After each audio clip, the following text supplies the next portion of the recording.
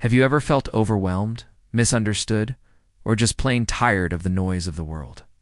It's in those moments, as the day fades and the quiet of the evening settles in, that our hearts often cry out for peace, for an answer. Tonight, let us walk through one of the most powerful evening prayers ever written. Psalm 4. It's a journey from distress to a profound and unshakable rest. The psalm begins with a desperate plea from King David. He says, "Answer me when I call to you, my righteous God. Give me relief from my distress. Have mercy on me and hear my prayer." Can you feel the weight in those words? David isn't just asking for help. He's reminding God of his faithfulness in the past, saying, "You've done it before, Lord. You've brought me through tight places and given me room to breathe.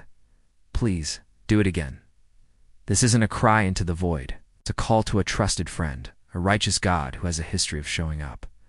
Then, David shifts his focus. He turns to those who are causing him pain, those who mock his faith. He asks them, "How long will you people turn my glory into shame? How long will you love delusions and seek false gods?" It's a question that echoes through the ages, right into our modern world. How often do we chase after things that promise happiness but leave us empty? We scroll through endless feeds, comparing our lives to curated highlight reels. We pursue money, status, or fleeting pleasures, thinking they will satisfy us. But David calls these things what they are: delusions, lies, a chase after the wind. They promise everything but deliver nothing but shame and deeper emptiness. But right in the middle of this chaos, David anchors himself to a powerful truth. He declares, "Know that the Lord has set apart his faithful servant for himself. The Lord hears when I call to him." This is the turning point. It's a profound revelation. If you belong to God, you are set apart. You are not just one in the crowd. You are chosen, special, and holy in his eyes. This isn't about being perfect. It's about being his. And because of that, when you pray, he listens. He bends down from heaven to hear your voice. This knowledge changes everything. It transforms a desperate plea into a confident conversation. Your prayers aren't hitting the ceiling. They're reaching the ear of the King of the universe. With this confidence, David offers a challenge, both to his enemies and to himself. In your anger, do not sin. When you are on your beds, search your hearts and be silent. Offer the sacrifices of the righteous and trust in the Lord. This is practical wisdom for us. When you feel that surge of anger or frustration, pause. Take a deep breath. Instead of reacting, retreat.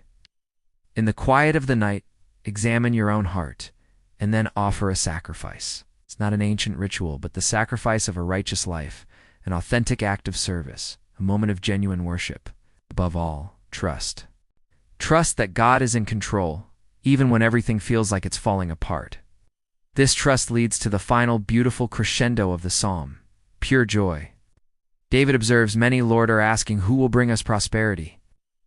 Everyone is searching for a little bit of good, a little bit of happiness. But David knows the source of true joy. He prays, "Let the light of your face shine on us." It's the result, he proclaims.